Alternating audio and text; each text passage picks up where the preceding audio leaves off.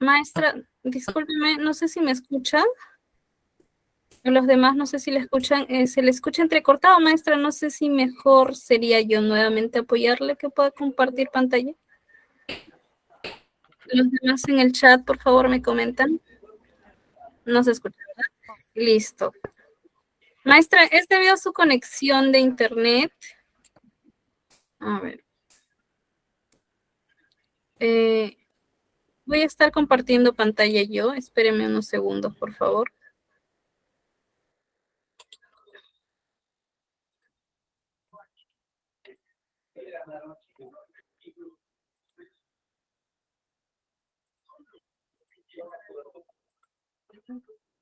Listo. Listo, maestra. Puede habilitar su micro.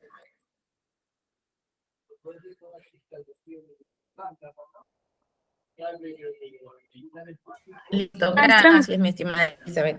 La sesión del día de hoy tiene como objetivos. Sí, sí te escucho. ¿Me escuchan?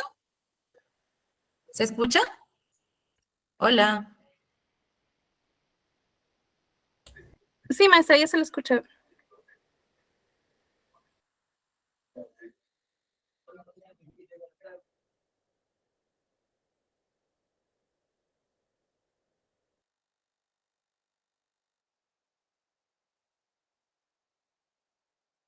Bien, entonces, continuando, es que ustedes puedan conocer los aspectos generales acerca de los principios farmacológicos y asimismo comprender cómo estos se van a relacionar con la acción, ¿no?, de la inyectoterapia. Siguiente, por favor, Elizabeth.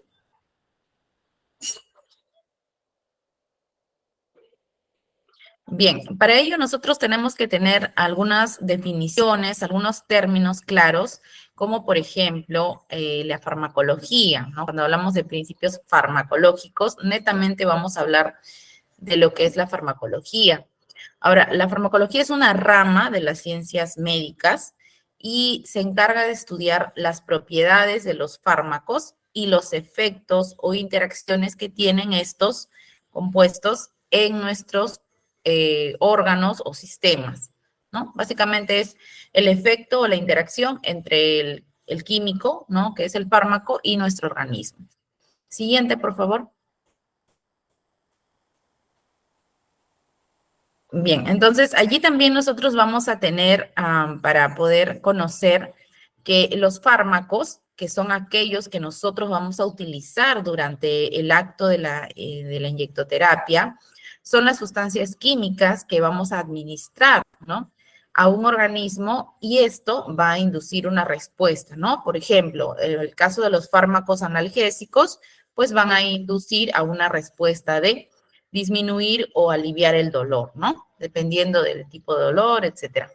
Ahora, las indicaciones terapéuticas son aquellas que van a aparecer en la receta médica, que van a traer los pacientes cuando ustedes vayan a administrarles.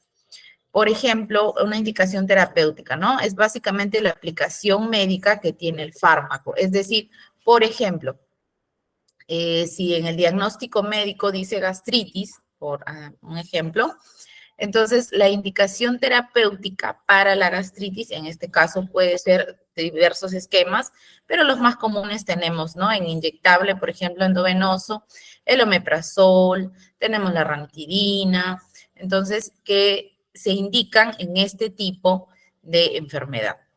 Ahora, los efectos adversos son las manifestaciones clínicas que se dan a consecuencia del medicamento. Es decir, puede ser, ¿no?, inducida por el mismo fármaco. Por ejemplo, el diclofenaco en inyección, si una persona, porque obviamente eso va a variar de persona a persona, si una persona absorbe muy rápidamente este medicamento, puede generar vértigo, desmayo.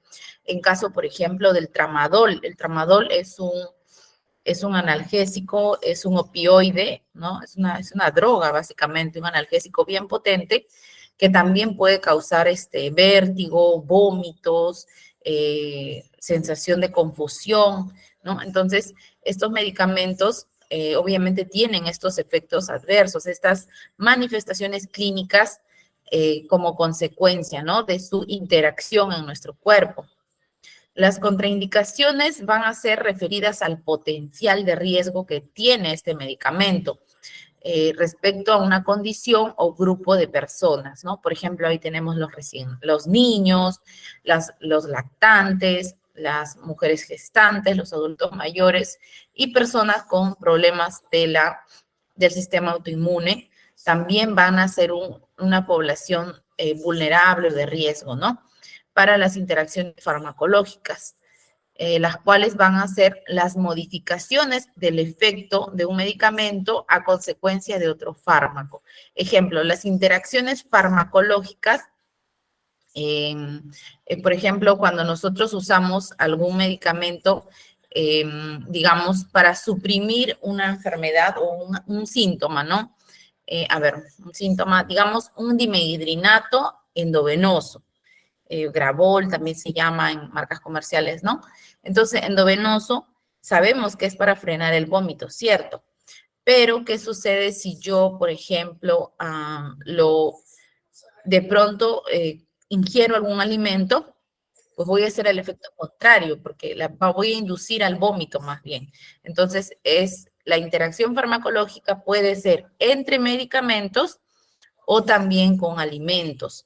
Por ejemplo, los antibióticos tienen las cefalosporinas, no son recomendables usarlas cuando uno toma leche, ¿no? Entonces, así hay varios, por ejemplo, la vitamina K o fitocanadiona inyectada tampoco se debería consumir al menos unas 2 horas, ¿no? Durante ese proceso de lo que es productos que tengan vitamina K, ¿no? Por ejemplo, espinacas, brócolis, etcétera. Productos de hojitas verdes. Y así. Entonces, las interacciones se van a producir con medicamentos o con fármacos. Siguiente, por favor, Elizabeth. Ahora, en lo que es la farmacología, nosotros tenemos que tener también en cuenta dos aspectos que se estudian en la farmacología. Uno es la farmacocinética y otra la farmacodinamia.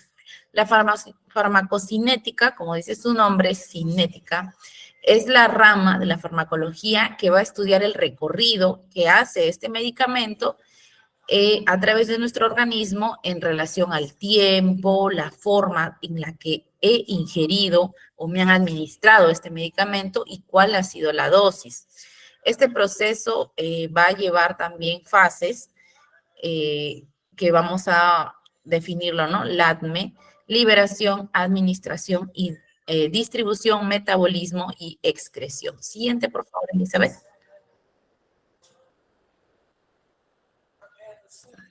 Bien, la fase de liberación, vamos a pasarlo rapidito porque esta fase básicamente es cuando ingieres un medicamento por vía oral, ¿no? Pastillas, tabletas, grajeas, jarabes, etcétera. Estos cambios se van a producir en la forma del medicamento a causa del equilibrio dinámico, ¿no? Y esta va a pasar también a su vez por 3 fases. La disgregación es que, por ejemplo, en este caso, un medicamento en forma de pastilla, de tableta, va a pasar de una forma sólida a partículas más pequeñas. En lo que viene a ser la disolución, estas partículas pequeñas se van a volver líquidas, soluciones, ¿no? Y en la difusión ya es cuando el medicamento, una vez hecho líquido, hecho solución, pasa a través de los fluidos, pasa a través del torrente sanguíneo, ¿no? Llega por medio de una ósmosis. Ahorita vamos a ver las difusiones. Siguiente, por favor, Elizabeth. Bien, ahora hay una velocidad en la cual los medicamentos pasan de ser partículas a ser solución o a ser, ¿no? En un estado líquido. Va a deberse a la solubilidad del fármaco, el tamaño de las partículas que tenga, la viscosidad, la temperatura y la agitación de la persona, ¿no? Estos pueden influenciar y hacer que se afecte la velocidad en la que un fármaco se transforma en un líquido, ¿no? Disuelto. Siguiente, por favor. En la fase de absorción, Allí nosotros vamos a tener que esta va a ocurrir cuando el fármaco ya ha ingresado, como decíamos, ¿no? A través de la difusión, ingresa a las membranas biológicas y previo a esto, es decir, antes de llegar al torrente sanguíneo, va a tener que traspasar, va a tener que atravesar diversas barreras, ¿no? Obviamente, en este caso, en caso de los medicamentos orales, a través de, va a llegar al estómago y va a tener que atravesar las barreras, pues, digestivas. Ello lo puede hacer a través de la difusión simple, en la cual va a migrar las moléculas desde el espacio más concentrado al de menor concentración, ¿no? Estos van a atravesar las membranas semipermeables. En la difusión facilitada va a haber la misma migración, pero va a necesitar la ayuda de una proteína transportadora. La mayoría de medicamentos usa como proteína transportadora la albúmina. La albúmina es una proteína que la tenemos en el organismo, que se produce gracias a la ingesta de alimentos cárnicos, ¿no? O de origen animal, y lo tenemos en el cuerpo. El transporte activo se va a producir cuando la sustancia va a atravesar una membrana en forma opuesta a la gradiente, es decir, eh, va a ir de una forma contraria al torrente, por lo cual va a necesitar más energía y también otra proteína transportadora, ¿no? Siguiente, por favor. Este transporte también va a darse de dos formas, ¿no? La endocitosis y exocitosis. Endo de dentro y exo de fuera, ¿no?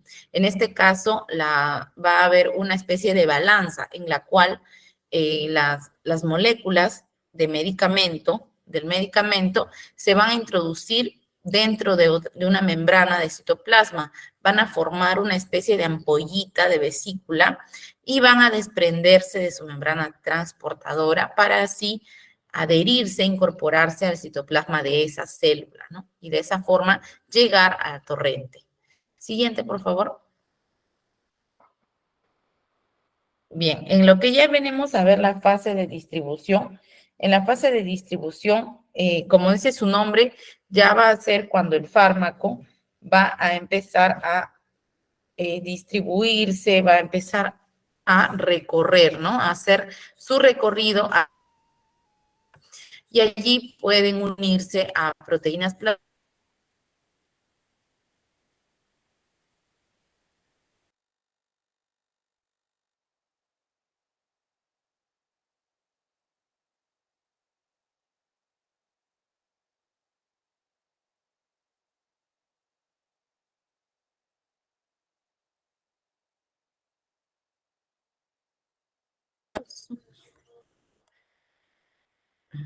¿Se escucha? ¿Sí? Hola, ¿se escucha? Sí, maestra, ya se volvió a escuchar. Ahí. Los factores que van a afectar la distribución de los medicamentos va a ser la unión de fármacos a proteínas plasmáticas, es decir, cuando no tenemos un suficiente recuento, ¿no? Por eso es importante que también los medicamentos, los medicamentos como antibióticos, vitaminas también incluso, se unen siempre a proteínas plasmáticas que debemos tener las personas. Pero cuando nuestro recuento de proteínas plasmáticas está bajo, también no puede cumplir esa función el medicamento, ¿no? Lo otro es el volumen aparente de distribución, las características fisicoquímicas del fármaco. Hay fármacos que dependen del pH, ¿no? Dependen, por ejemplo, de la cantidad de masa muscular, etcétera. Entonces, las condiciones de la persona también van a alterar que el efecto de distribución del medicamento. El flujo sanguíneo, imagínense una persona que tiene anemia, ¿no? Sabemos que el flujo sanguíneo, la volemia va a disminuir. Entonces, con ello también va a disminuir la distribución de algún medicamento que se le recete, ¿no? Para X cosa. Luego, la afinidad del fármaco, como les decía, ¿no? Por el tejido, generalmente el tejido muscular, que, bueno, en caso de inyectoterapia lo vamos a utilizar, ¿no? El tejido muscular y el tejido epitelial de nuestra venita. Siguiente, por favor. En lo que es el metabolismo consiste, como dice su nombre, metabolizar básicamente es transformar. Va a transformar los medicamentos, los fármacos, en principios activos. Los principios activos son más fáciles de eliminar por el organismo, ¿no? Estos principios activos son los que se van a quedar en el cuerpo, pero los metabolitos, que son los resultados de este proceso, ¿no?, que hace nuestro organismo, sí deben ser eliminados de nuestro organismo. Así, nosotros vamos a tener las reacciones de fase 1 y las reacciones de fase 2. En la fase 1 van a ocurrir por oxidación, reducción o hidrólisis en caso de los medicamentos hidrosolubles, ¿no?, que se insertan en un grupo reactivo y lo transforma en más activo químicamente, de lo cual van a resultar metabolitos activos. Las reacciones de fase 2 van a suceder por conjugación y de aquí van a resultar los metabolitos inactivos del fármaco, ¿no? Siguiente, por favor. La excreción o eliminación de los medicamentos se refiere justamente a ello, al proceso por el cual nuestro organismo va a deshacerse, va a expulsar hacia el exterior los metabolitos o las sustancias de desecho de los fármacos. Puede ser a través de la orina, la bilis o excreción ocurrida por la vía pulmonar, leche materna, sudor o saliva, porque básicamente los principales van a ser la orina y la bilis, ¿no?, que van a ir obviamente a las heces finalmente, pero además puede darse por la vía pulmonar en caso de medicamentos que son inhalatorios, ¿no?, que son, por ejemplo, los inhaladores, el salbutamol, beclometasona, etcétera. Luego tenemos la leche materna, por ejemplo, los antirretrovirales, ¿no?, que se utilizan en los esquemas de tratamiento para el VIH, se expulsan fácilmente por la leche materna, por lo cual se prohíbe, ¿no?, que los niños de madres VIH positivo, pues, ingieran la leche materna. Sudor o saliva y algunos medicamentos, generalmente los que tienden a aumentar el nivel de sodio, ¿no?, van a hacer su excreción mediante este medio. La excreción renal es el principal órgano de eliminación, como les decía, ¿no?, a través de la filtración glomerular, y la secreción de los túbulos renales. Por ello también es importante, ¿no? Por ejemplo, hay medicamentos nefrotóxicos como el diclofenac o el metamizol, que nosotros lo usamos a veces a diestra y siniestra. Entonces, es bueno cuidarse y leer también mediante qué vía, porque siempre ahí, como les decía la clase pasada, me parece, en los insertos, porque de verdad, aprendernos todos los fármacos, creo que ni el más genio. Pero siempre en los insertos está ahí en la parte de excreción o eliminación, porque ahí te aparece toda la farmacocinética, la farmacodinamia en los insertos, y allí, pues, ¿no?, a qué daña. Y por eso es que a veces, por ejemplo, les dicen, ¿no?, señor, como usted va a estar tomando ese medicamento, por favor, no ingiera bebidas alcohólicas, ¿no?, por ejemplo, o no ingiera productos muy cargados en el sentido de las comidas, ¿no?, condimentadas, ají, etcétera, porque justamente algunos tipos de medicamentos hacen que, como en este caso, trabaje más el riñón, entonces se ve afectado, ¿no? Igual si son del ciclo enterohepático o la leche materna, ¿no? Entonces, tenemos que cuidarnos más cuando también estamos ingiriendo medicamentos o cuando nos están administrando medicamentos por vía inyectable. Siguiente, por favor. En cuanto a la farmacodinamia, nosotros vamos a tener, este es el segundo proceso, y aquí básicamente se estudia lo que son los efectos de los fármacos en los diferentes aparatos, órganos y sistemas, ¿no? Así como la acción bioquímica que tiene el principio activo del medicamento. Siguiente, por favor.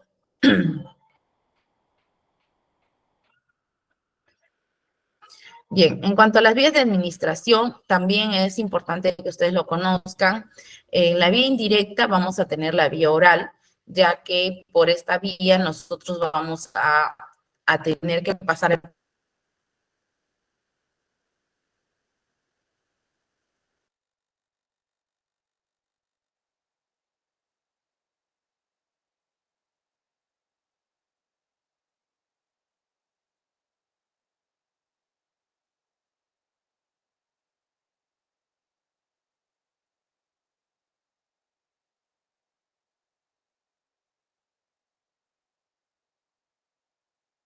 por el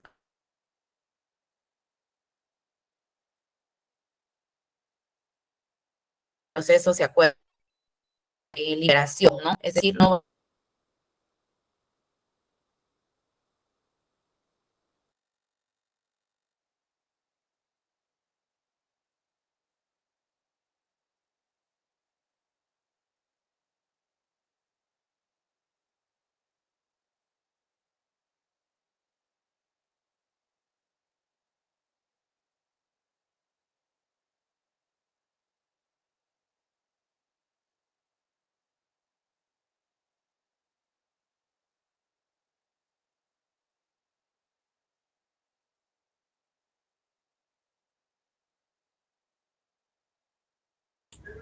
Estimados, esperamos unos segundos, por favor. La docente se ha retirado de sala, seguramente por el internet, y vuelve en breve.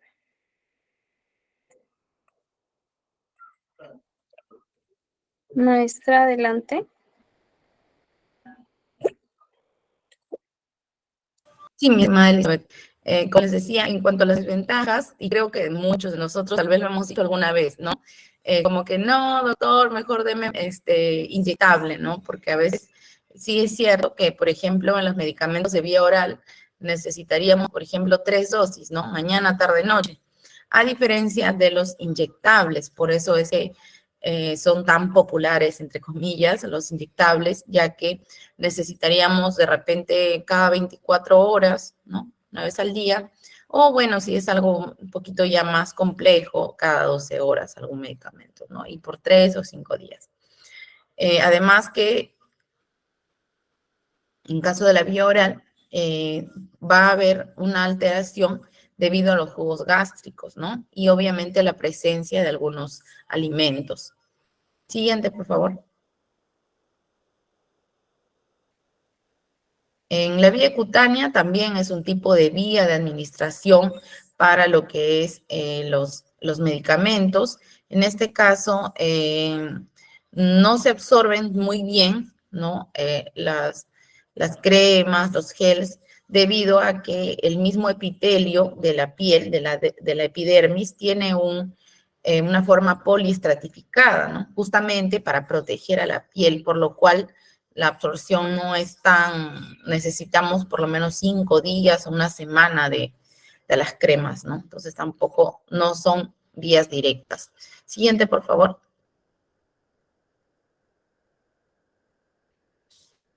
Bien, ahora sí, llegamos a la vía directa, que es lo que nos concierne justamente a los inyectables, ¿no? Sabemos que tenemos la vía de administración subcutánea, justamente, y en esta vía el medicamento que nosotros administramos va a ser difundido a través del tejido conectivo o el tejido graso, ¿no? Y va a penetrar en la circulación mediante los capilares. Sabemos que el tejido subcutáneo es un tejido bastante vascularizado, irrigado, y por lo cual va a haber mayor circulación.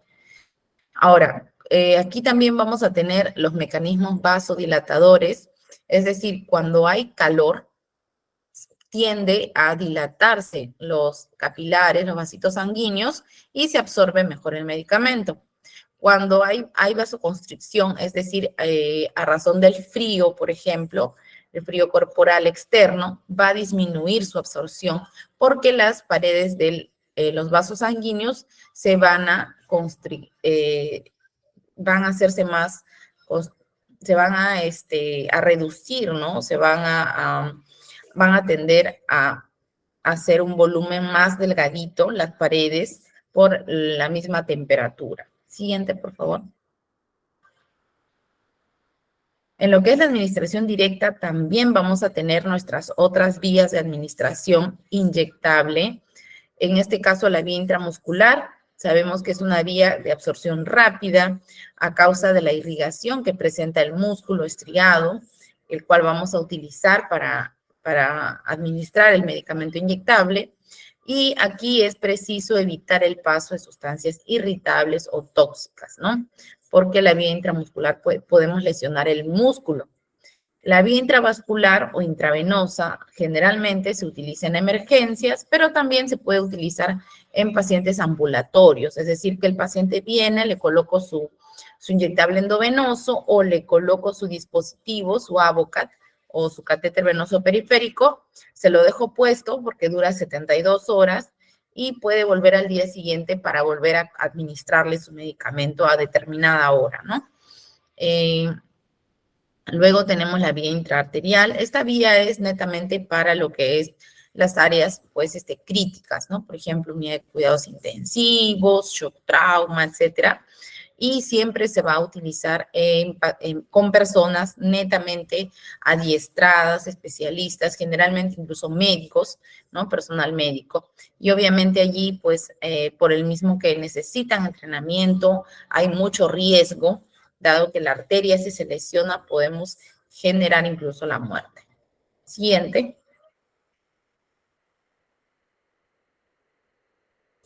Bien, los inductores del metabolismo hepático, los inductores quiere decir que van a hacer que funcione más rápido la transformación de los medicamentos en metabolitos por parte del hígado.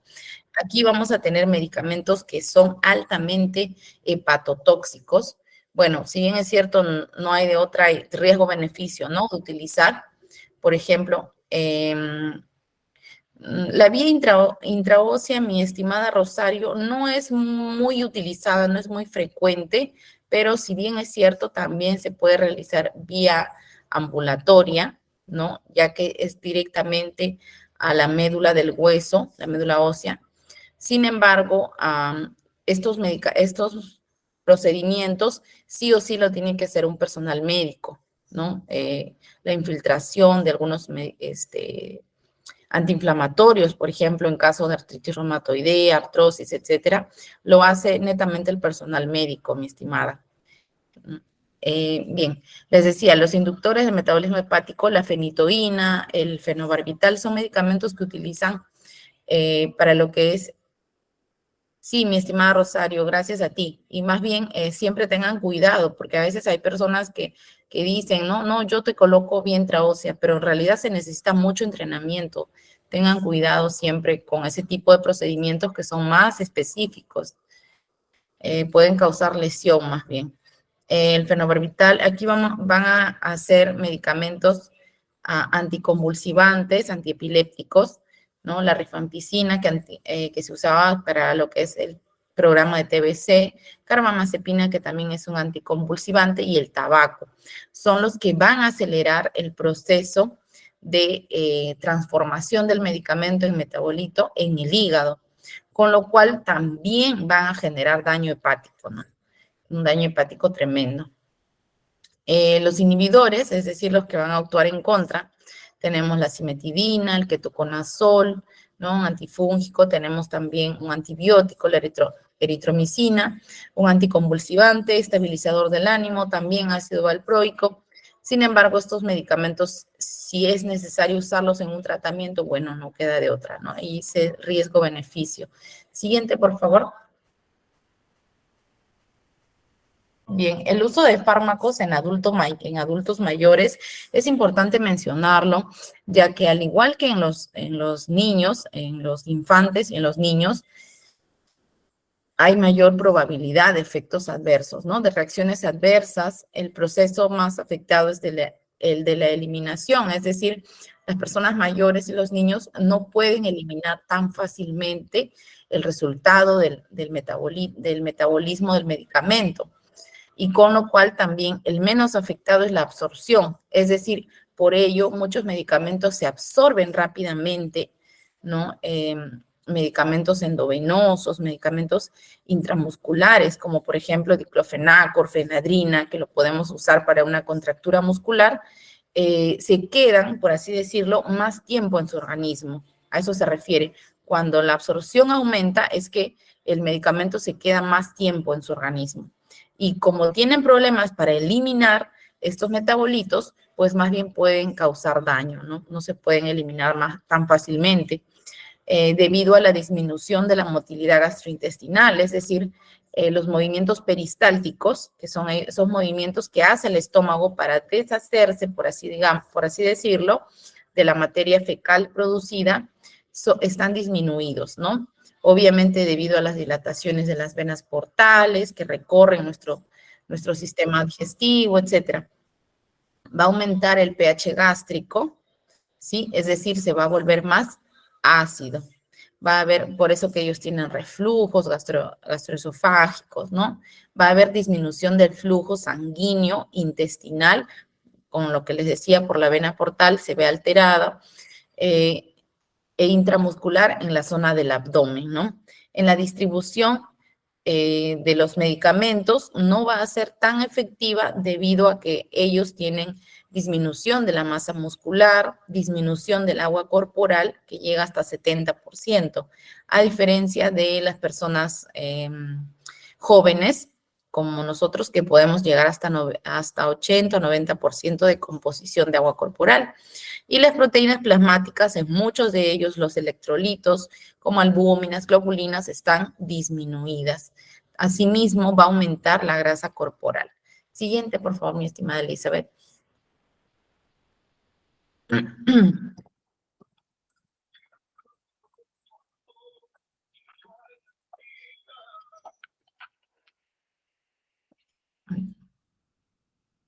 Bien, los fármacos en el embarazo.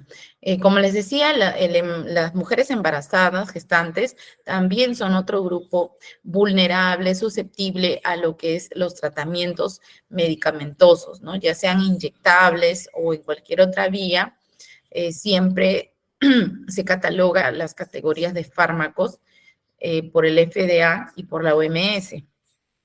En lo que es la categoría A, son los fármacos seguros. Allí básicamente, o bueno, prácticamente están solamente las vitaminas, ¿no? Generalmente las de complejo B, ácido fólico y zinc, para lo que es el embarazo seguro, para el feto, y bueno, el paracetamol, ¿no? Fármacos seguros. Luego, en poco riesgo, vamos a tener, por ejemplo, algunos antibióticos como furazolidona, nitrofurantoína, tenemos también antibióticos como por ejemplo cefalexina, que son los más usados, ¿no? Luego en mayor riesgo, entre la B y la C, por ejemplo, se encuentra lo que es la gentamicina, la amicacina. ¿Sí, mi estimada Stephanie? De una manito, ya. Luego tenemos las de riesgo fetal. En las de riesgo fetal, por ejemplo, tenemos medicamentos cuyo uso puede afectar, ¿no? A lo que es a la composición, a la formación del feto. Por ejemplo, allí tenemos los medicamentos como fenitoína, que se inyectan, ¿no? Diazepam y otros anticonvulsivantes.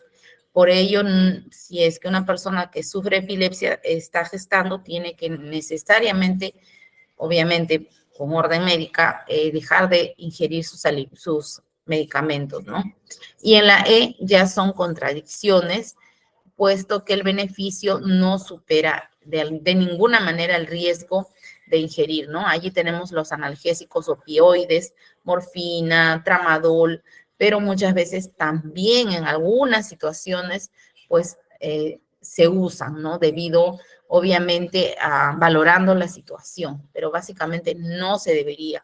Entonces es importante que ustedes lean también la receta que trae su paciente, adulto mayor, gestante, y pregunten siempre si es el médico que le ha indicado, porque a veces, como les digo, y preguntar qué es el paciente, porque a veces cuando uno está pues en la práctica, digamos ya cuando uno ejecuta o realiza estas actividades, los pacientes son de verdad bien graciosos porque, por ejemplo, una vez me pasó que, claro, yo conozco a la señora y sé cuál es su nombre, su apellido, ¿no?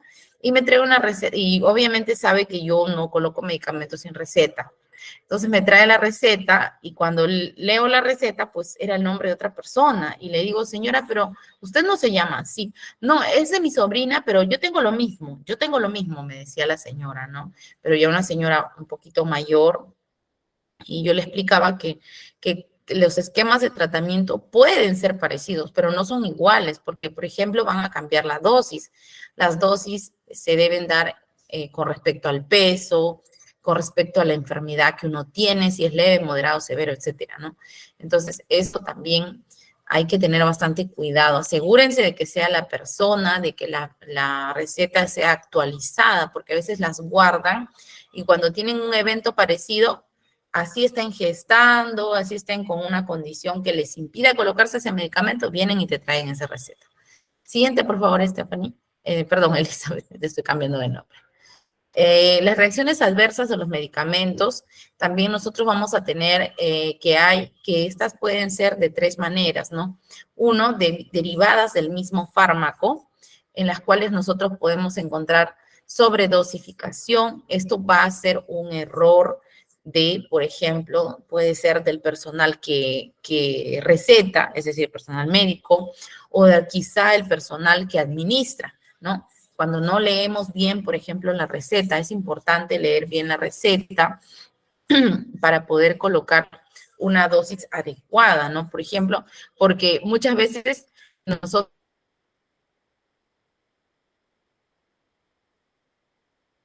por la costumbre tal vez, ¿no? Quizá decimos, ya, metamizol intramuscular cada 24 horas por 3 días, ya. Pero no vemos que quizás no dice 1 gramo, sino dice de repente 500 miligramos, ¿no? Hay médicos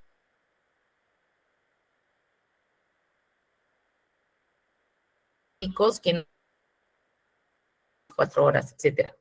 Luego tenemos de tipo colateral cuando es de una forma en la cual por interacción del medicamento, ¿no? Ha interactuado con alguna otra sustancia que puede ser un medicamento o puede ser también alimentos, como en caso de lo que les decía, ¿no?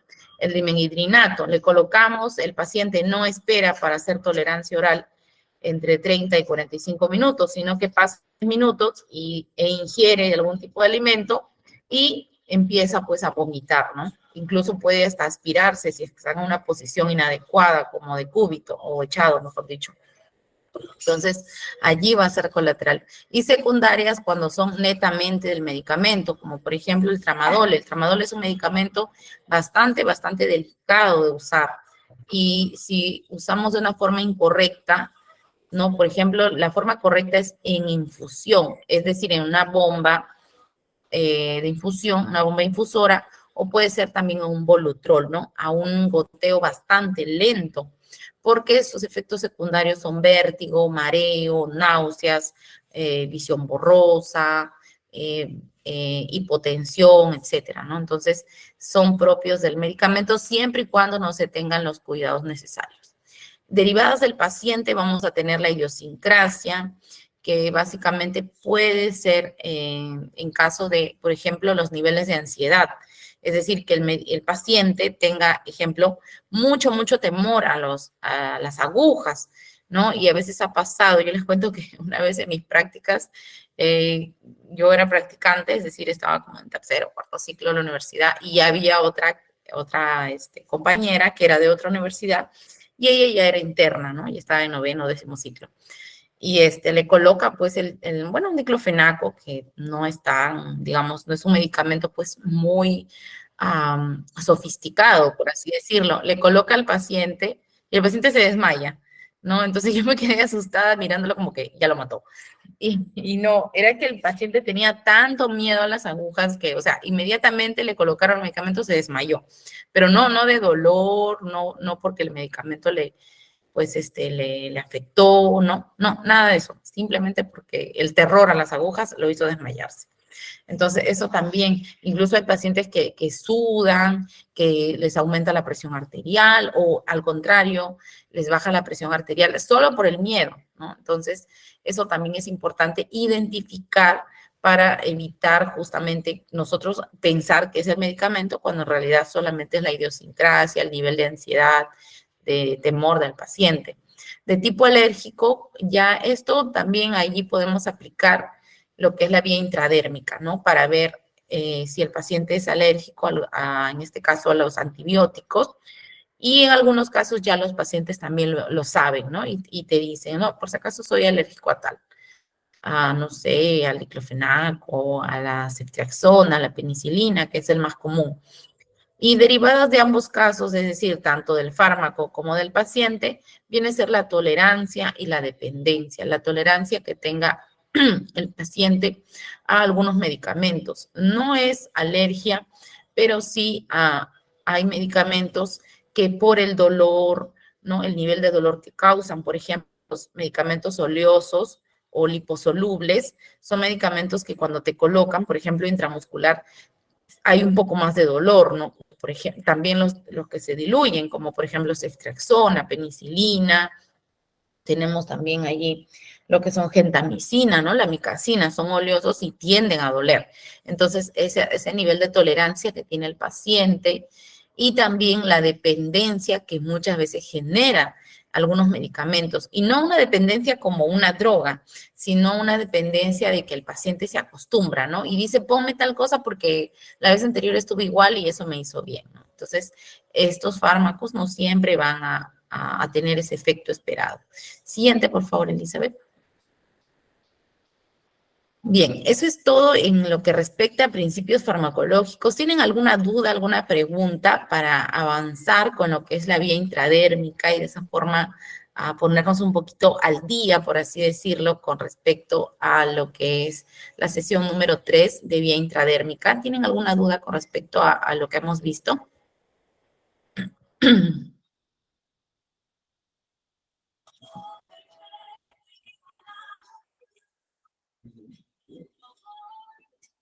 Están ahí, chicos, están allí. ¿Sí? ¿Tienen alguna duda o pasamos a la sesión número 3 de vía intradérmica? ¿Sí? ¿Ustedes qué dicen? A ver, vamos a leer el chat.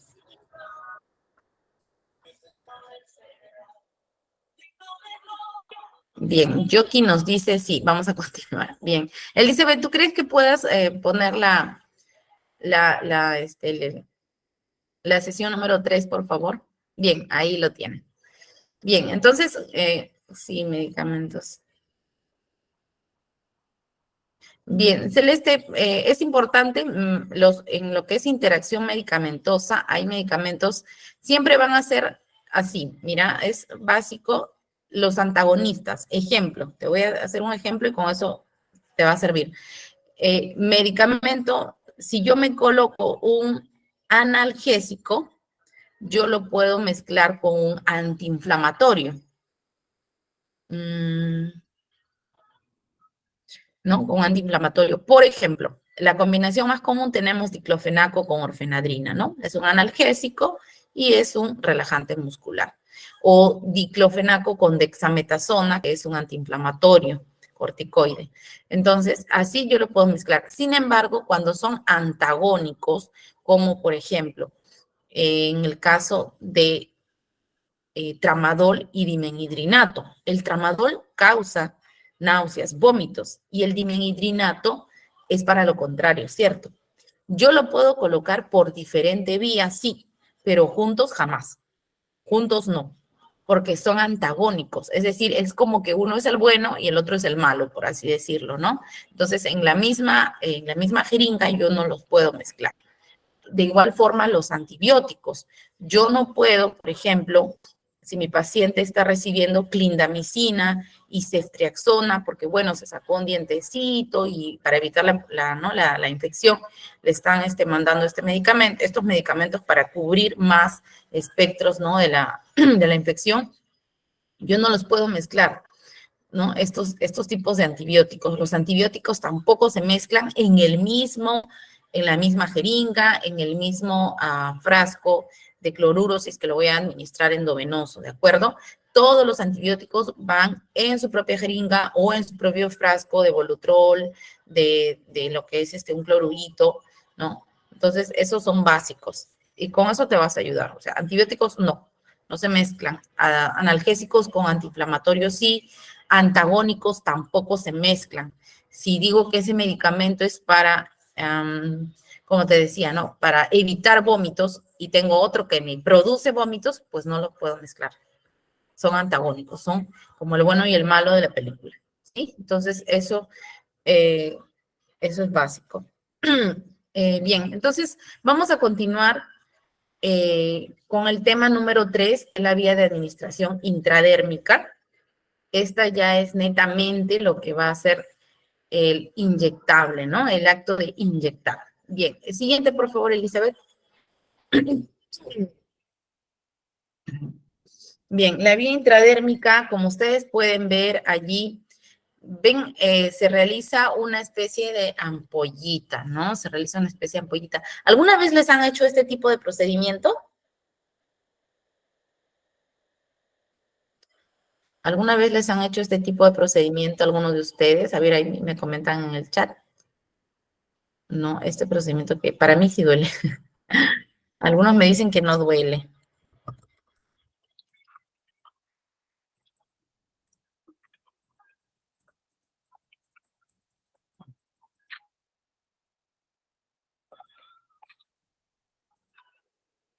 Bien, aquí me dicen, sí, sí duele. Depende del umbral. Sí, muy bien, Cintia, es una pápula, así es. Sí, claro, en algunos casos sí se inflama. Bien. Sí, mi estimado Rodi. Hola, Rodi. Bien. Siguiente, por favor, mi estimada Elizabeth.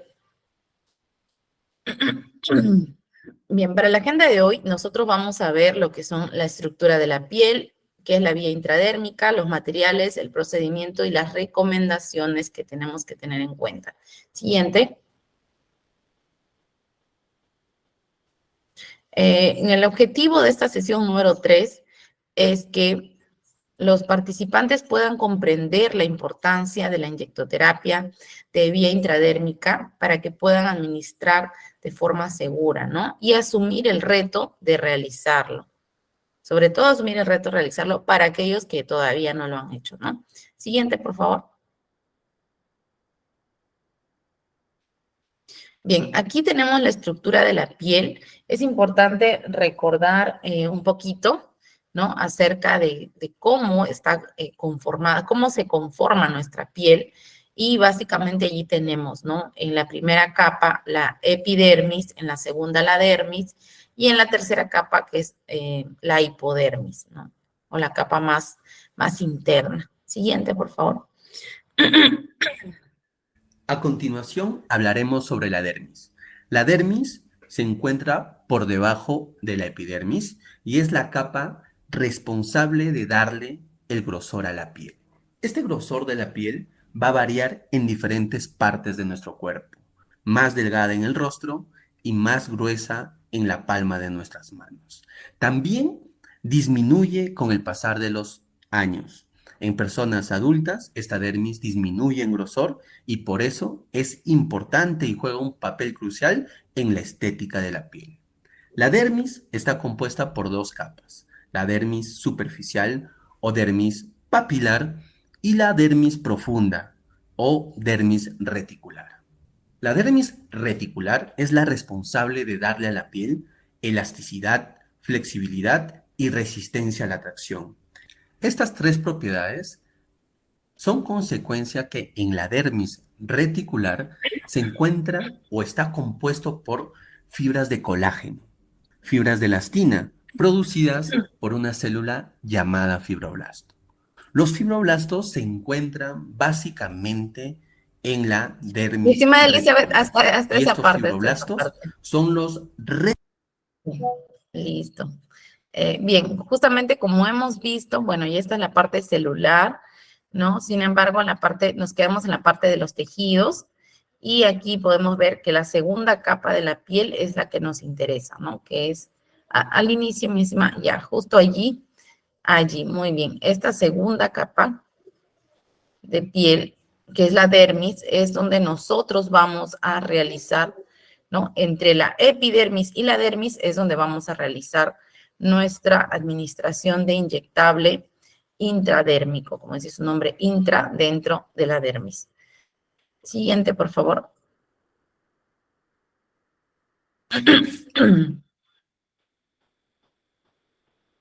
La vía de administración intradérmica se define básicamente como la introducción de una solución farmacológica en la dermis. Eso es su definición, es lo más simple. Siguiente, por favor.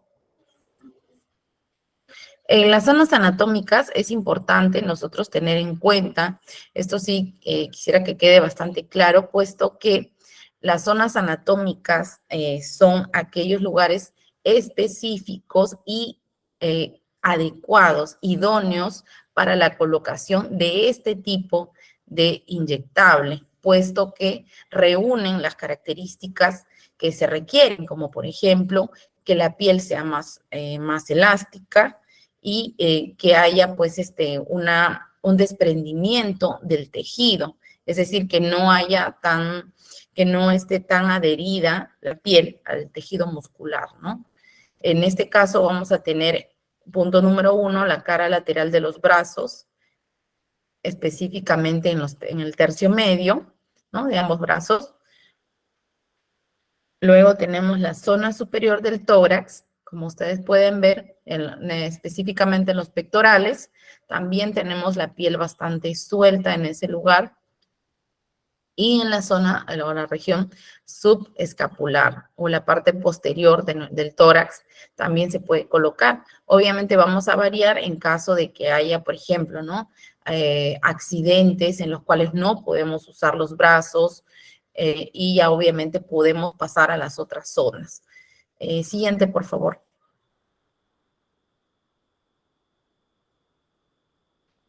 Bien, en lo que es las inyecciones intradérmicas, nosotros vamos a tener ciertas indicaciones, es decir, cuándo lo vamos a utilizar o para qué lo voy a utilizar, ¿no?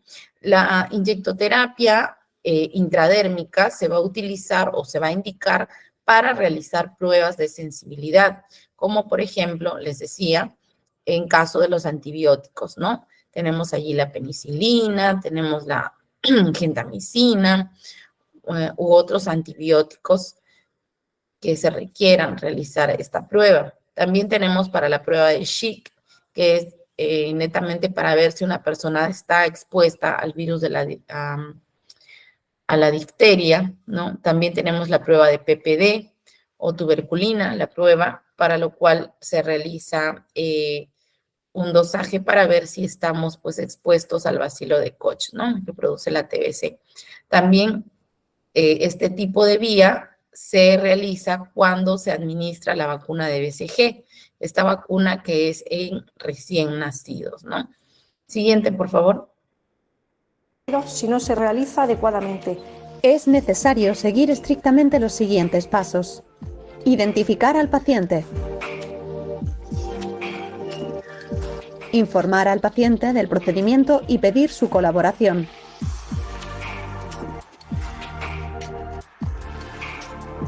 Colocar al paciente en sedestación o en decúbito, con el brazo extendido y la palma de la mano hacia arriba. Realizar higiene de manos. Poner guantes no estériles.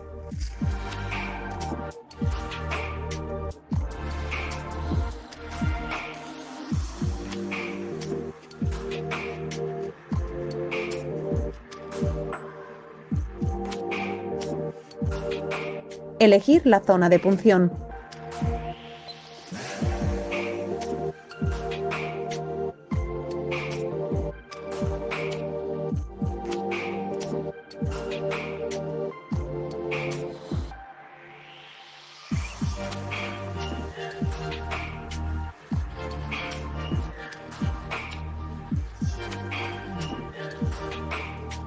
Limpiar el tapón del vial con antiséptico.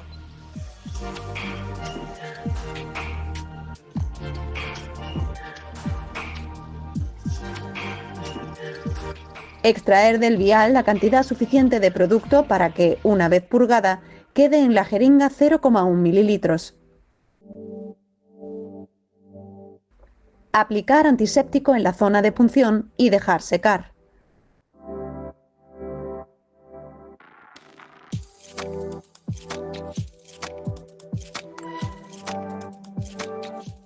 Estirar ligeramente la piel e introducir la aguja en la dermis con el bisel hacia arriba, según el eje longitudinal del antebrazo. Inyectar lentamente. Retirar la aguja y no comprimir. Si la técnica de inyección es correcta, se producirá una pápula o abón de 6 a 10 milímetros, que desaparecerá enseguida. En caso de no formarse una pápula o abón, significará que la técnica no ha sido intradérmica, sino subcutánea, con lo que se deberá repetir en una zona a 5 centímetros como mínimo de la anterior o en el otro brazo. Informar al paciente que puede realizar su higiene habitual.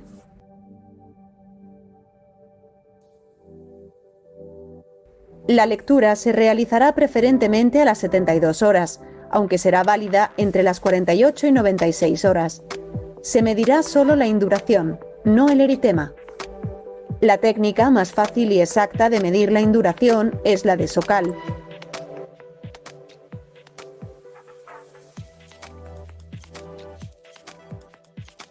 Con un bolígrafo se traza una línea desde la piel sana que rodea la induración hacia el centro de la misma.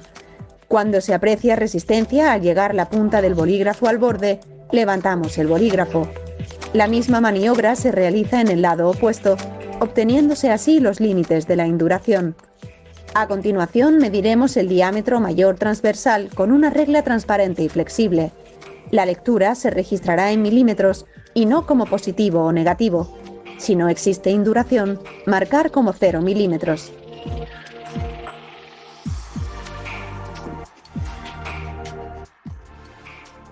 En vacunados con BCG y mayores de 55 años, es necesario evaluar efectos booster, por lo que a los que presenten un primer test negativo se le administrará un segundo test una semana más tarde, siendo este segundo resultado el que se tendrá en cuenta.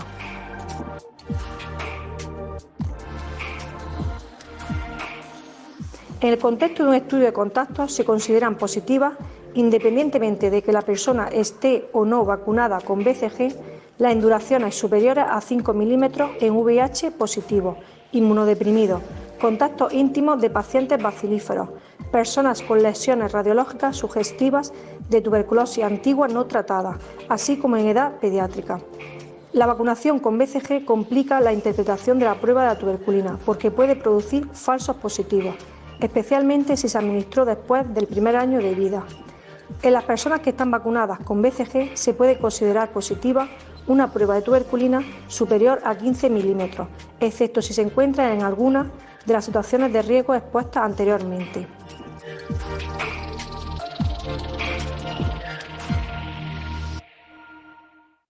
Bien, siguiente por favor, Elizabeth. Bien, allí nosotros hemos tenido la técnica de Mantoux o la PPD o la prueba de tuberculina, que es básicamente que se realiza para lo que es determinar, ¿no? Si una persona está expuesta al bacilo de Koch, al bacilo que causa la tuberculosis. Y como pueden ver, es una técnica, han visto, con el bisel hacia arriba. La técnica es bastante sencilla, no es, de hecho, es una de los inyectables que tenemos, de la forma de inyectoterapia, es una de las formas más sencillas con lo que respecta a ambulatorio. Como ustedes ven, el paciente llega, ¿no? De casa y también se le realiza el procedimiento y pues regresa a casa, ¿no? Entonces es un procedimiento que tiene sus ventajas, como por ejemplo, va a evitar el paso hepático, el primer paso hepático, dado que va directamente a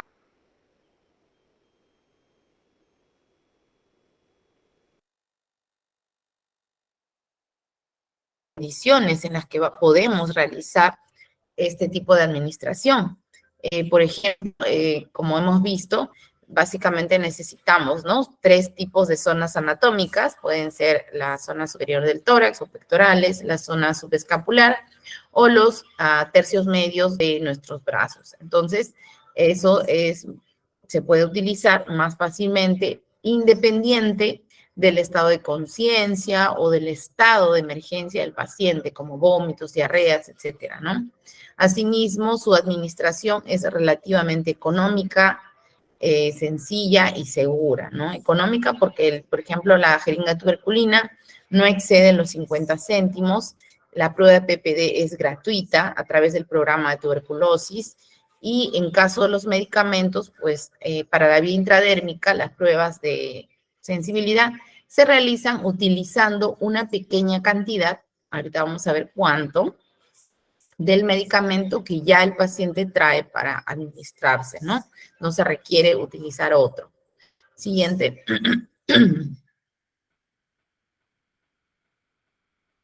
También aquí tenemos ciertas desventajas, como por ejemplo el ardor y dolor que presenta este tipo de técnicas. Como bien lo decía uno de ustedes, estimados participantes, obviamente el umbral del dolor de cada persona va a jugar un papel importante, ¿no?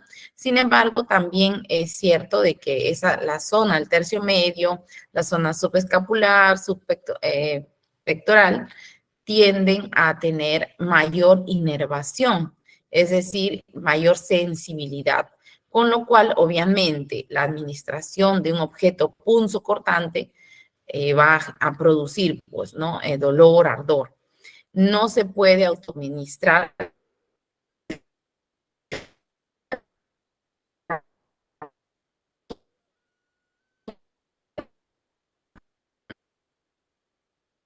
digo, es la técnica precisa, ¿no? Ya que si nosotros movemos ligeramente la aguja, es decir, no entramos a 10 y maniobramos hasta 12 grados, probablemente vamos a realizar una, una administración subcutánea o podemos incluso, de verdad a mí me ha pasado, atravesar la piel del paciente, ¿no?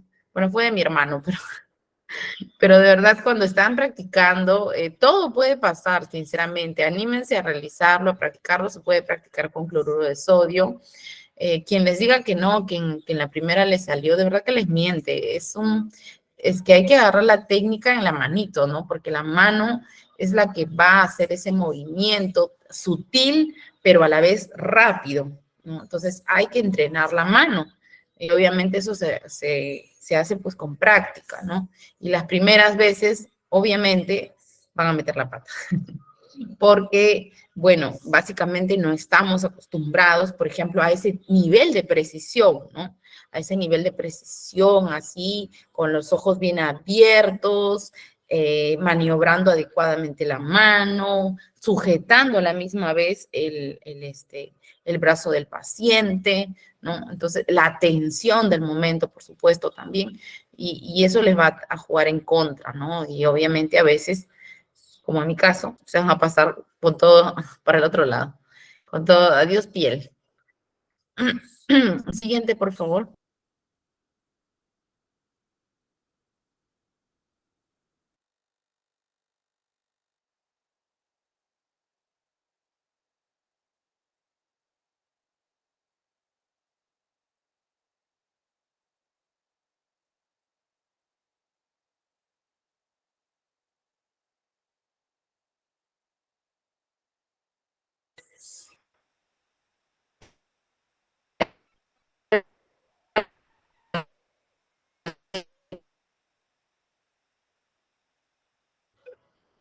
Sí, así es, mi estimada Celeste, más si es un recién nacido en lo que es la administración del BCG.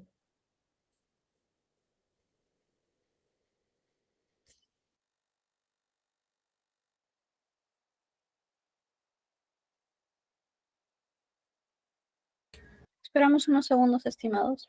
Nuestra docente se ha retirado por la conexión.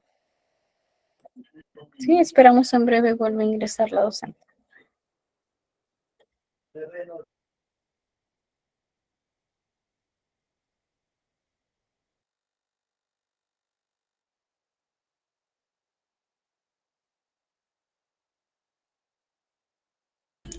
Estimados, no olviden que finalizando la clase tenemos la dinámica de sorteo. En el grupo les dejé la publicación para que puedan comentar.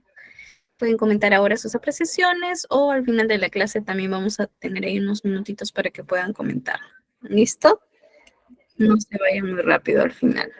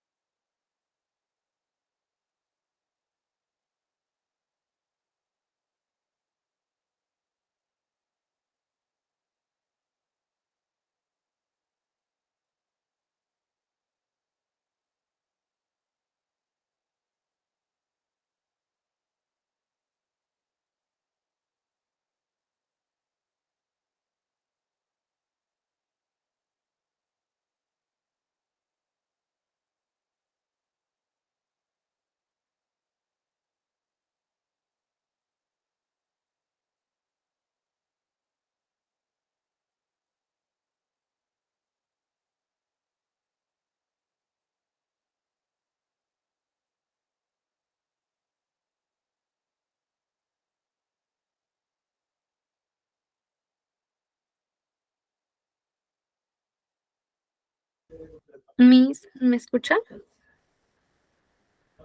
Maestra.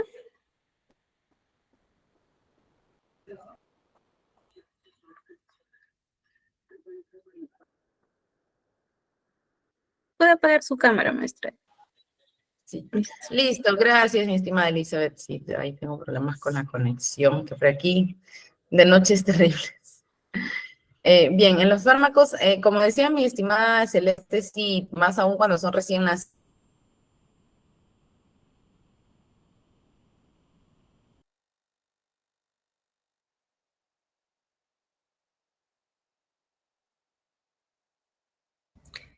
Maestra, ¿me escucha? Creo que no se le escucha.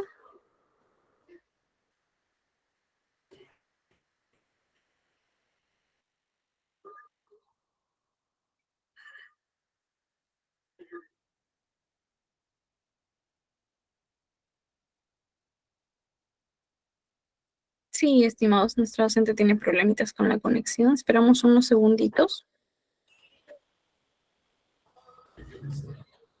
¿Sí? ¿Se puede escuchar? Ahora sí, maestra, adelante. Listo, gracias, Elizabeth. Bien, aquí vamos a tener, como les decía, polvos para reconstitución. Tenemos allí la penicilina, la prueba del PPD o la de tuberculina y la vacuna BCG, ¿no? Ahora, el volumen máximo que podemos nosotros administrar, es decir, la cantidad de medicamento, de solución más que todo, y de cantidad de vacuna, va a ser como máximo hasta 0.3 en algunas literaturas, pero lo sugerido es el intermedio, ¿no? Es decir, 0.2. Ese sería el máximo que nosotros podemos colocar por esta vía. Recordamos que es la vía intradérmica, es básicamente a la piel a la que vamos a colocar, entonces esta vía no puede expandirse más, ¿no? Entonces, solamente 0.2 mililitros si desean practicar también con suero fisiológico o cloruro al 9%. Siguiente, por favor, Elizabeth.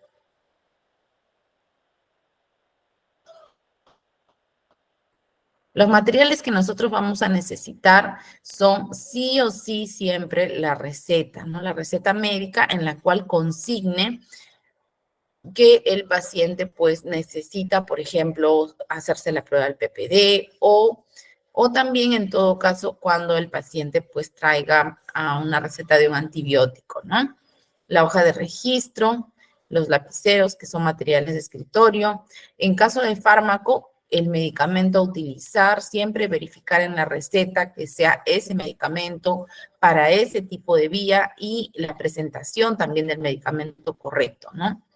La jeringa con aguja calibre número 25 o 26, que son los que vamos a usar para la vía intradérmica, o también les conocen como jeringas tubulinas, las torundas de algodón y los guantes estériles o de bioseguridad, ¿no? En este caso hay bioseguridad ya que no hay mucha maniobra, no hay mucha manipulación, ¿no? No es un no es tan invasivo este procedimiento. Siguiente, por favor.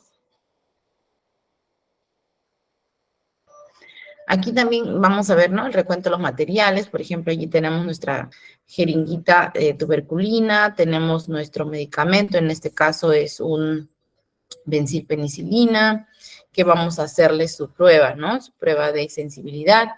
Nuestros guantes, una pequeña bandeja o riñonera. El alcohol tiene que ser de preferencia de 70 grados, puesto que el de 96 se degrada demasiado rápido, es decir, se evapora, ¿no? El alcohol etílico y no puede, pues, quedarse a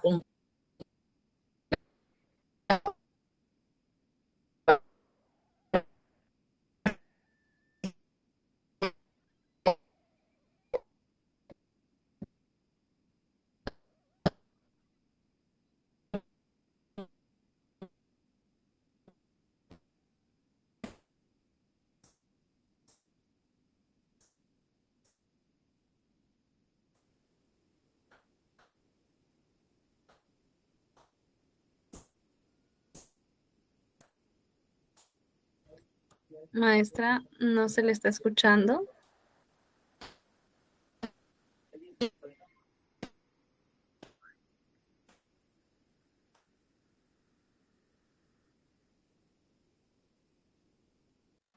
¿Se escucha? Vamos unos segunditos. Allí se Sí, maestra. Maestra, sí, se le está escuchando. Maestra, no sé si tal vez, debido a que está conectado únicamente con audio, puede ingresar a intentar con celular, tal vez el lado para ingresar a sala.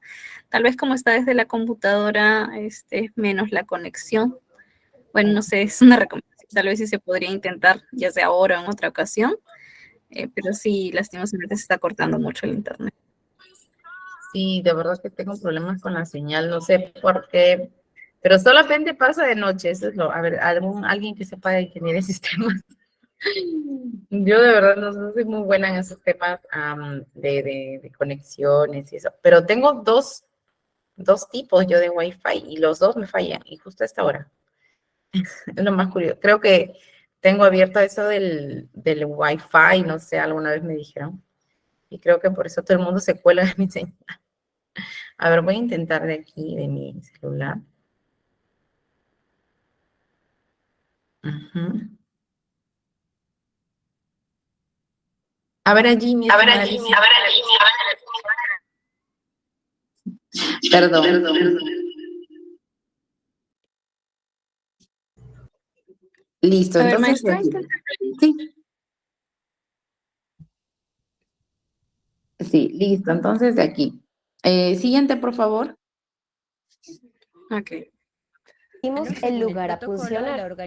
En este caso elegí el tercio medio del Por favor, antebrazo. dale pausa. Ahí está.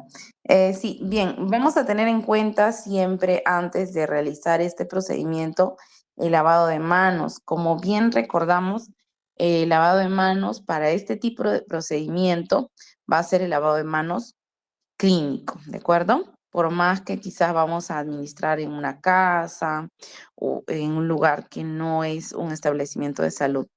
Y luego vamos a proceder, como en el videito número 2, que ahorita un ratito Elizabeth le va a dar el play, y vamos a ver que elegimos primero nuestra zona. Es decir, nosotros no podemos aventurarnos primero pues a desinfectar el área, ¿no? Y luego elegir. Primero hay que medir, elegir la zona adecuada que vamos a utilizar porque el paciente se sienta más cómodo, porque nosotros también nos sentimos más cómodos al momento de realizarlo y allí procedemos a elegir. Entonces les voy a dejar ese videito. Dale play, por favor, Elizabeth.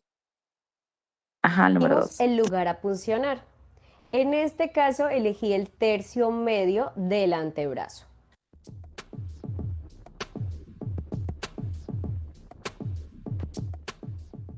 Realizamos asepsia del sitio a puncionar con algodón o gasa y alcohol. En este caso estoy usando gasa.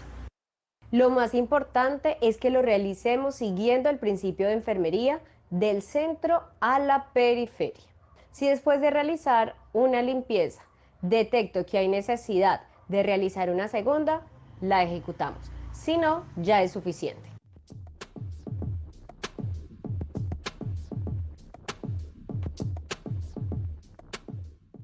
Con el dedo índice y pulgar de la mano no dominante voy a exponer el tejido suavemente haciendo tensión. Con la mano dominante voy a tomar la jeringa que ya tiene el medicamento, asegurándome que el bisel esté hacia arriba.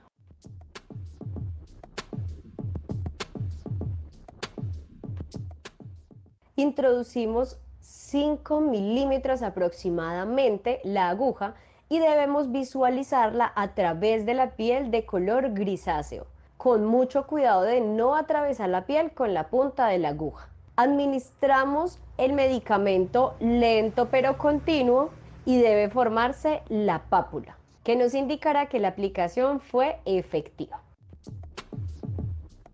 Coloca la torunda de algodón o la gasa y retira la aguja. No toques ni des masaje en la pápula. Desecha la torunda de algodón o la gasa, la jeringa y el capuchón en la caneca roja y la Dale aguja en el pausa. guardián. Registramos. Ajá. Listo, muy bien. Esta parte es justamente lo que estamos viendo, ¿no? De la administración del inyectable intradérmico. Como ustedes pueden ver, lo que les decía es una aplicación bastante sencilla.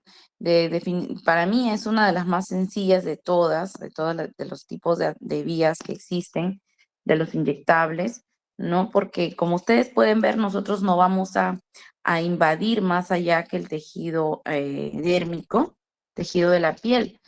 Sin embargo, claro, es preciso que tener en cuenta no traspasar la piel, ¿no? Por eso les digo, es bastante práctica para evitar y bueno, traten de practicar, como les decía también a otros grupos, con personas que sean bastante serenas o que también quieran aprender, porque si ustedes van a practicar con alguien que es muy, de repente muy sensible, muy miedoso, ansioso, también les va a jugar en contra, puesto que si le pasan la piel como les decía, como en mi caso, pues la persona ya no va a querer, se va a molestar o se va a poner nervioso y eso también les va a frustrar a ustedes, o sea, ya no van a querer intentar otra vez, pero la idea es que sigan intentando, puesto que, como siempre se dicen, ¿no? La práctica hace al maestro, no hay forma de aprender si no se practica y en practicar, pues nosotros vamos a ir también adquiriendo nuestra propia técnica.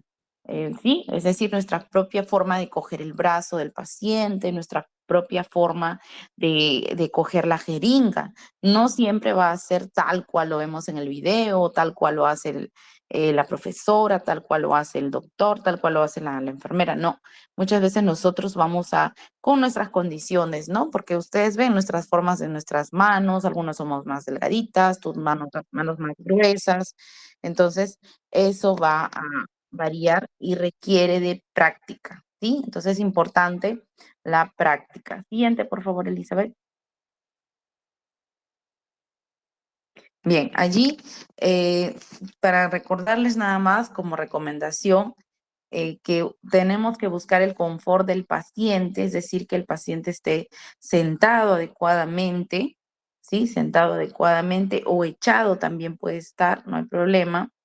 Y también nuestro propio bienestar, nuestra propia comodidad. Es decir, si nosotros vamos a estar, por ejemplo, incómodos, también el procedimiento no nos va a salir adecuadamente, ¿no? Entonces, mire qué bueno, aquí, por ejemplo, nuestra estimada nos dice, ¿no? Que practicó con su hijito. Claro, a los niños ahí, a los adolescentes, a los jovencitos, prometan en la salida, o de repente, no sé, algo qué sé yo, por ejemplo, a mis hermanos también ahí son menores que yo y los tenía ahí de practicante y se dejaban, sí, eran fácilmente coimeables. Le decía, no, te voy a ayudar en tu tarea y ya se dejaban. Como son varoncitos, los varoncitos son bastante confiables, a pesar que parecen miedosos, pero sí son bastante confiables para practicar, entonces practiquen, yo les insto a que practiquen si aún no lo han hecho, y si lo han hecho una sola vez, sigan intentando, porque en realidad la tuberculosis es una enfermedad que ahorita está también bastante alarmante, casi que una epidemia, ¿no? Claro, una epidemia que no le hacemos mucho caso, pero está latente, entonces dentro de poco va a ser necesario pues hacerse nuestra prueba de PPD, y para ello, si ustedes trabajan en una clínica, trabajan, no sé, en el MINSA, o quizá ahorita no están estudiando, pero dentro de poco van a trabajar, van a insertarse en el mundo laboral, de seguro les va a tocar alguna vez administrar una vía intradérmica, o quizá para hacer una prueba de sensibilidad a algún medicamento antibiótico, ¿no? Por ejemplo, porque imagínense que ustedes venga un paciente a su casa, que ustedes han adaptado un espacio, y venga y les diga que necesita una prueba, ¿no? Imagínense, ustedes van a perder clientes si ustedes le dicen, no, señor, vaya a hacerse la prueba en otro lado y viene acá, yo le coloco su medicamento, ¿no? Entonces, obviamente ya el paciente, la persona no va a volver. Entonces, véanlo desde ese punto. Es una oportunidad más para sus habilidades, ¿no? Sabemos que las habilidades suman. Mientras más cosas sepa yo, pues más chance tengo de insertarme mejor al mundo laboral, al mundo académico, profesional, etcétera, ¿no? Y también me enriquece como persona. Entonces, véanlo desde ese punto. Yo les insto a que practiquen. Si es que no lo han hecho, si es que lo han hecho solo una vez, vuélvanlo a hacer. No se olviden de este tipo de, de vía. No es importante. Eh, la técnica estética de carboxiterapia. Sí, bueno, no, nunca no me he hecho eso, pero sí he visto, sí, que lo realizan así, ¿no? Con pequeñas puntadas, digamos así. Y sí, también es importante, ya ven, administrarlo de una forma adecuada, sabiendo que no se puede ir al tejido subcutáneo, ¿sí? Entonces, nos quedamos allí con respecto a la sesión número 3. ¿Tienen alguna duda, alguna pregunta con respecto a la vía intradérmica?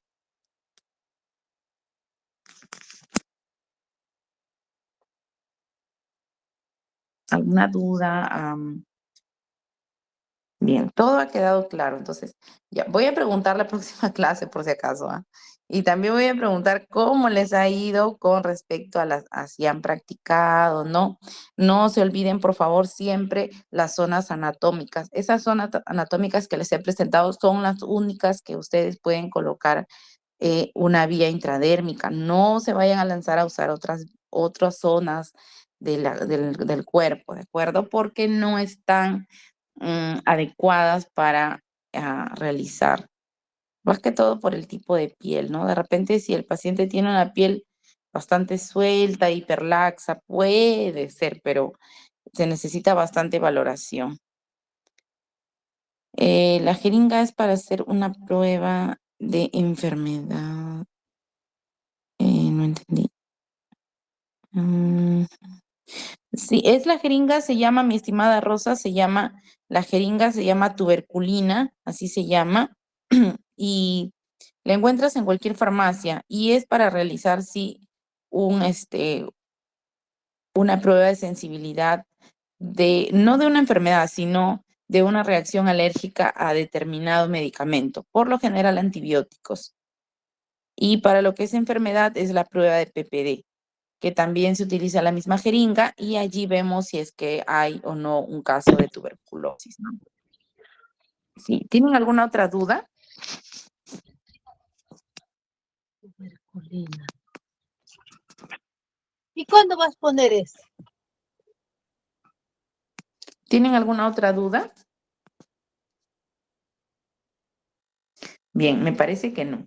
Entonces, los voy a dejar con Elizabeth para que les puedan de repente tener alguna duda con respecto a lo que es el curso, ¿no? Las certificaciones, etcétera.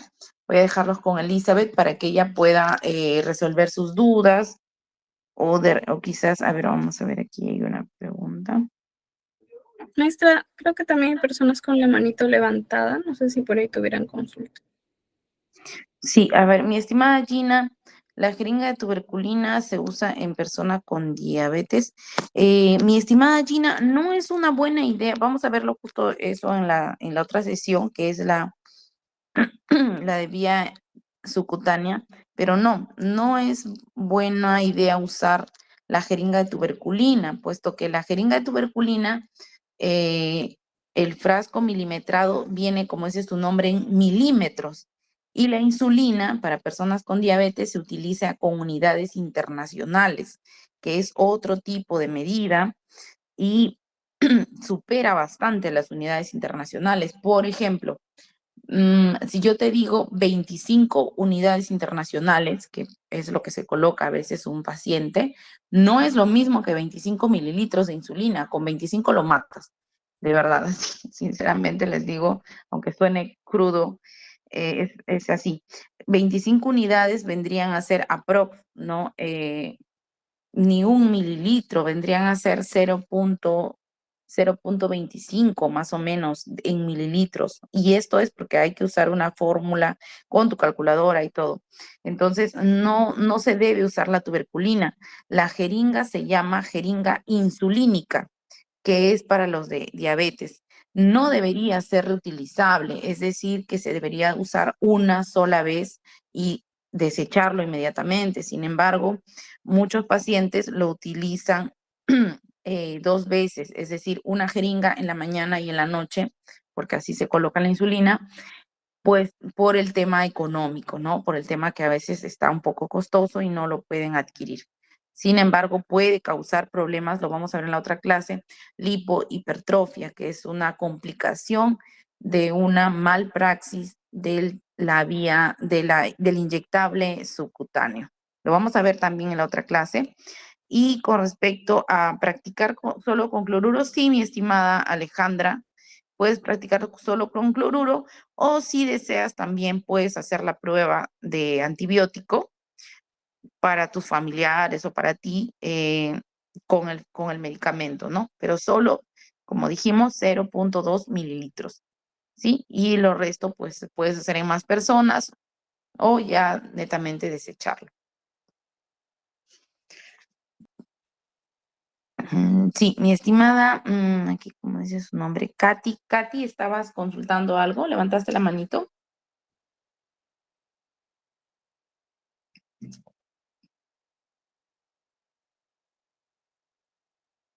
Bien, me parece que eso fue todo.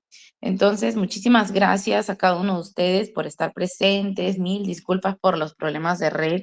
Voy a tratar de solucionar el internet, pero como les digo, no sé por qué solo de noche. Sin embargo, muchísimas gracias. Espero que Dios les bendiga este fin de semana, que la pasen bonito, traten de practicar para que, como les digo, se inserten exitosamente. Mientras más cosas sepan ustedes, va a ser muchísimo más productivo su trabajo, ¿no? Su nivel también profesional, personal. Entonces, desde ya mis felicitaciones a cada uno de ustedes, muchos éxitos y los dejo con Elizabeth para continuar con alguna duda con respecto al curso en sí. Muchísimas gracias, un aplauso igual para